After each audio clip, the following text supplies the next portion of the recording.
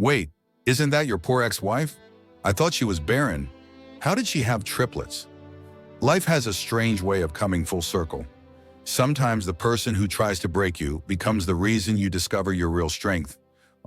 My name is Marissa Cole, and this is how I went from being the woman who gave everything to a man who gave me nothing, to becoming the woman who walked into his wedding with triplets on my hip and dignity in my heart.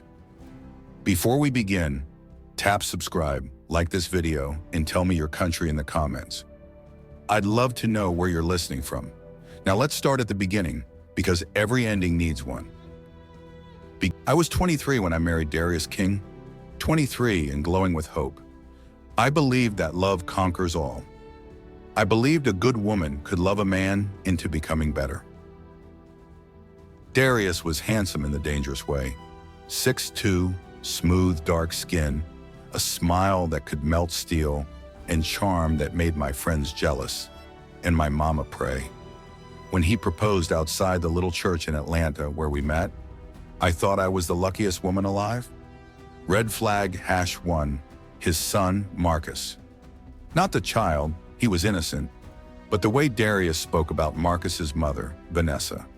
She was a mistake, he'd say whenever I noticed how often they texted. "You're my wife now, baby. You're my future." I swallowed those words like medicine. Bitter, necessary.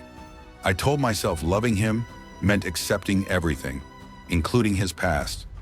Red flag #2, when we didn't get pregnant right away. Month after month, I prayed for 2 pink lines. Month after month, nothing. "I already got proof I can make babies," he'd sneer, pointing at Marcus's photos. "So what's wrong with you?" "What's wrong with you?" became our soundtrack. When dinner wasn't perfect, when I asked him to text Vanessa less, when I suggested we both see a doctor. "I ain't going to no doctor. Everything works down there." So I went alone. Scans, tests, cold tables, contrast drinks.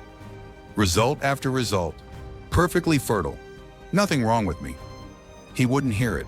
He wouldn't look up from his phone. The physical pain was nothing compared to the slow erosion of my self-worth. His hands were accidentally rough. His voice was a blade, shaving down who I was. 6 years I gave him love, loyalty, money, while he gave me suspicion, neglect, and blame. The $12,000. I had saved $12,000 working retail, clipping coupons, skipping lunches, choosing generic, a nest egg, maybe a down payment someday, maybe fertility treatments. He found out. His eyes changed. "You've been sitting on 12 grand while I'm drowning in bills?" "It's for us," I said. "For our future." Our future is right now. Damon's opening a second dry clean location. He needs a partner. We put in the whole 12, it takes off, we breathe. And when I'm not stressed, we can focus on a family. Hope is a drug. I emptied my account that night. I recorded his promises. No idea why, except some part of me knew I might need the truth later. The business took off. Fast. Money. Confidence. New cologne I didn't buy. The later nights got later. Texts with Vanessa became calls. Calls became visits. Visits became sleepovers for Marcus's soccer or the school play. I cooked. I waited. I cried into a pillow so my neighbors wouldn't hear. The door I shouldn't have opened. I came home early to surprise him with fried chicken, mac and cheese, and a weekend in Savannah I'd saved for. Voices drifted through our door. Vanessa's laugh. "She's so pathetic," she said. "I can't keep doing this much longer," Darius answered. "I'm making real money. I don't need her anymore." "What's she ever done for you?" "She gave me $12,000, cleaned out her savings. She'd probably give me her kidney if I asked." Their laughter cut me into paper strips. I sat in the car for 2 hours, hands shaking, staring at nothing. Then I walked in and cooked his favorite meal. 3 days later, he tossed divorce papers on the table. "Sign these, I'm done." "What about my money? The business? Gift." "You can't take back a gift." "No prenup, because we'll be together forever." Forever lasted 6 years. Within a month, Vanessa and Marcus moved into my house. Within 2, the divorce was final. Within 3, I was driving north to Chicago in my Honda with everything I owned and nothing that felt like a life. Chicago, a quiet man with a camera. Mama was sick. Diabetes, hypertension, determination. She'd once run a cozy neighborhood restaurant, now shuttered and dusty. That's when Ethan Roberts appeared. Tall, kind eyes, camera always ready. He was documenting community revitalization and kept asking to film the old restaurant. "I know it's closed," he said, "but the bones are beautiful." Mama adored him in an afternoon. I hid for months. He didn't push. He sat sometimes in silence. It was the first time I breathed without pain. 3 months later, I told him everything. I braced for pity. He gave me anger, for me. That man is a fool. Someday he'll know exactly what he threw away. I started therapy. I started cooking again. I started looking at the dead restaurant like it could live. Healthy, affordable food for busy families. Salads, bowls, smoothies, meal prep done right. I studied, I tested, Mama taste tested. Ethan filmed the journey quietly. Sunrise farmers markets, midnight failures, little wins. 2 years of double shifts and ramen later, we scraped enough to renovate. YouTube taught me tile and paint. Ethan lifted what I couldn't. Bit by bit, we built a light-filled space and called it Nourish, for Mama, because she always said food should feed your soul. We opened on a Tuesday in March. By noon, line out the door. Year 1, barely breaking even, 16-hour days. Tears over a broken blender at 3 a.m. Ethan filmed the real, not the pretty. "Post it," he'd say. "Not yet," I'd say. By the end of year 2, we were thriving. Regulars, part-timers, plans to expand. I was different, stitched together, stronger. That's when I finally said yes to Ethan. Our first date was small plates and big honesty. Over dessert, he said, "I've been in love with you for 2 years." "I know," I smiled. "I think I'm ready to love you back." 6 months later, he proposed while chopping onions. "Marry me." "Okay," I laughed, eyes stinging for multiple reasons. "Okay." We married at the courthouse on a Thursday. Sunflowers from the farmer's market. Target dress. Perfect. Triplets. Ethan finally posted a simple video. My voice sharing nourishes heart. Food that heals. No face shown. It hit 1K, 5K, 50K. Bloggers called. Local news came. Orders poured in. 2 weeks later, I felt dizzy at work. 3 tests. Positive. At 8 weeks, the ultrasound tech smiled. "You're hearing 3 heartbeats," Ethan cried. I did too. Joy and fear tangled. "What if something goes wrong?" I whispered. "Then we face it together," he said. "But what if everything goes right?" Everything did. It was hard, triplet hard. But at the end, we held 3 perfect girls, Zoe, Zara, and Zuri. "Look what we made," Ethan whispered. "Everything," I whispered back. We lived quietly but fully. Nourish expanded. Grocery distribution began. We bought Mama a home. We guarded our privacy. The brand was public. Our faces were not. I rarely thought of Atlanta until the phone rang. "The invitation," Mama answered. Unknown number. A voice I knew too well. "Who was that?" I asked. She gave me a look that turned my stomach to ice. "Darius! He's marrying Vanessa. He invited you." "Not an invitation, a performance. He wanted me as a prop in his victory parade." "The audacity," I whispered. "What you gonna do?" Mama asked. "Go," Ethan said simply when I told him. Not to prove anything to him, just to close the door properly. "If you want to." "I want to." We planned. We checked his social media.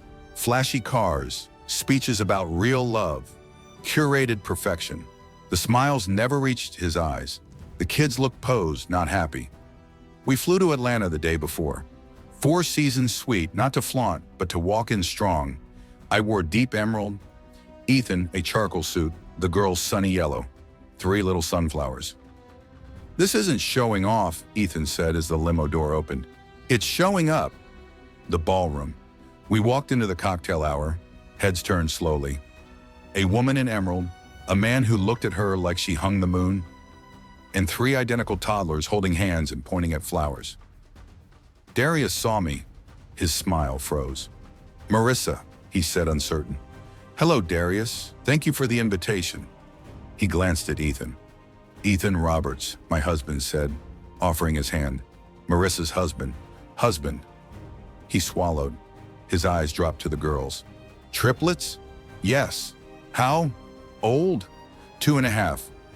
I watched him do math he didn't want to do. The woman he called barren had 3 daughters within years of our divorce. Congratulations, he muttered. Congratulations to you too, I said gently. Marriage is beautiful when you find the right person. Beautiful children, a voice said. We turned. The bride, Vanessa, was radiant. She didn't recognize me at first. She was just being kind. Thank you, I smiled. I'm Marissa. This is my husband, Ethan. Our daughters, Zoe, Zara, and Zuri. The recognition hit her like a slow wave. Her smile flickered. Marissa, Darius's ex-wife. Yes, we're honored to celebrate with you. Her mother called her away. The room buzzed, the way rooms do when they scent drama. Daddy, I'm thirsty. Zoe tugged Ethan's sleeve. Let's find juice, he said. Already moving. Father before anything else. Darius watched that softness like it was a language he didn't speak. The speeches. Dinner was elegant. Our table was in the back, intentional no doubt, but our table mates were warm. The best man told safe jokes. The maid of honor cried sweetly. Then Darius took the mic. I used to think love was someone who tolerated you, he said, eyes on Vanessa. But real love is someone who pushes you to be better, who builds with you.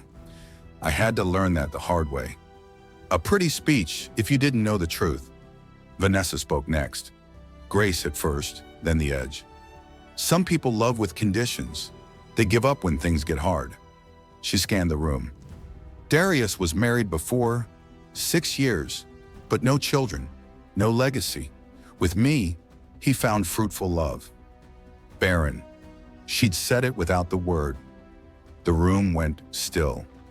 Ethan's hand found mine beneath the table. I tasted copper, then clarity.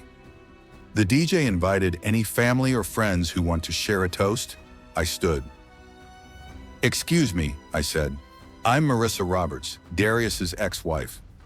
A gasp went around the room like wind through trees. First, I said evenly, thank you for inviting me. It's not often you get to witness someone's happiness up close. I paused, let the grace land. Then I took out my phone. I'd like to share a short audio clip from the night I gave Darius $12,000 to start his business. Darius shot to his feet. Marissa, don't play. I love you, baby. You're investing in us, in our future. I'll make it worth it. We'll have everything we dreamed of. I stopped it. That seed money grew into the business that helps pay for this beautiful evening. I gave it as an investment in our marriage. He called it a gift after the divorce. A murmur. I lifted a folder.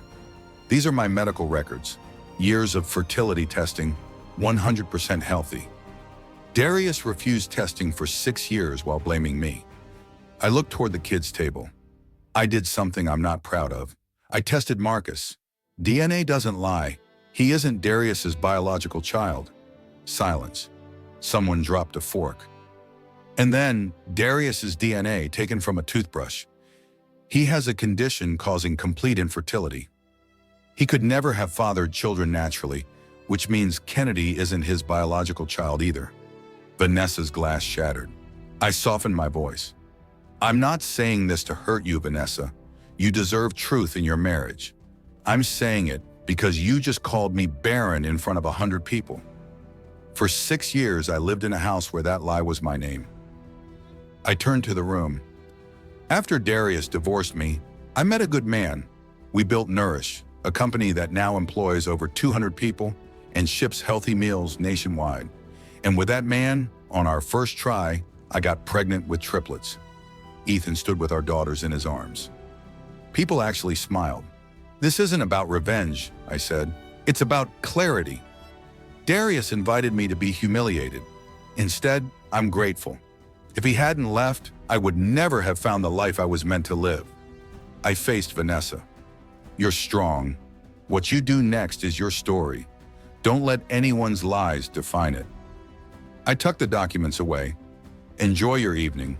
And Darius, if you ever plan to humiliate someone, make sure you're not the one with secrets. We walked out as the ballroom erupted into whispers and buzzing phones. I didn't look back. In the limo, Zoe announced solemnly, "Mama said Darius was small."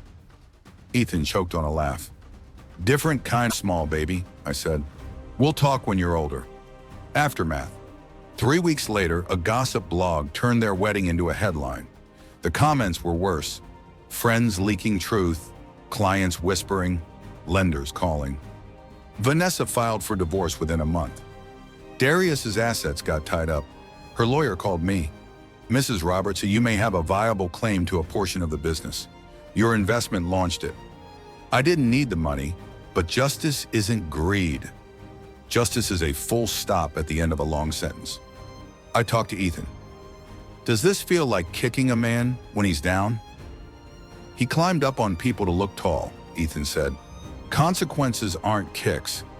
8 months of legal grind later, the judge ruled repayment of my $12,000 plus interest and a portion of attributable growth. Total just over $400,000. Darius sold a location to pay. I donated it, split 3 ways among Chicago nonprofits that help women restart after divorce. Legal aid, job training, childcare. The story made local news, then national features, then a book deal. I started speaking to rooms full of women and watching lights come on behind their eyes. Sometimes the person who calls you worthless, I told them, is just revealing their own blindness. 5 years later, I was backstage in Denver, about to speak to 500 women. I called home. "How did it go?" Ethan asked over a soundtrack of toy chaos. "Perfect," I said. "Zuri drew you a rainbow. Zara learned to spell entrepreneur. Zoe asked if you're famous now." "What did you tell her?" "That you've always been famous here. The world's just catching up." I laughed. "I'm ready to come home." We went home, to the life that was meant for us. I never saw Darius again. I heard he works for someone else now. The scandal cost him most of what he built. I don't celebrate that. I just don't carry it. Sometimes the best revenge isn't revenge. It's living so well, so fully that the person who tried to make you small becomes a footnote you barely remember. Thank you, Darius, for being exactly who you were. You broke me open so completely I had no choice but to rebuild into someone unbreakable. My name is Marissa Roberts. I'm a businesswoman, a wife, a mother of triplets, and a woman who learned that love doesn't require shrinking. It requires truth. Now tell me, what would you have done in my shoes? Ignore the invitation, or did I say too much? Drop your thoughts in the comments. And before you go, subscribe, like, and share this story. We post new stories every day. Check out the others. You'll love them. See you in the next one. Bye.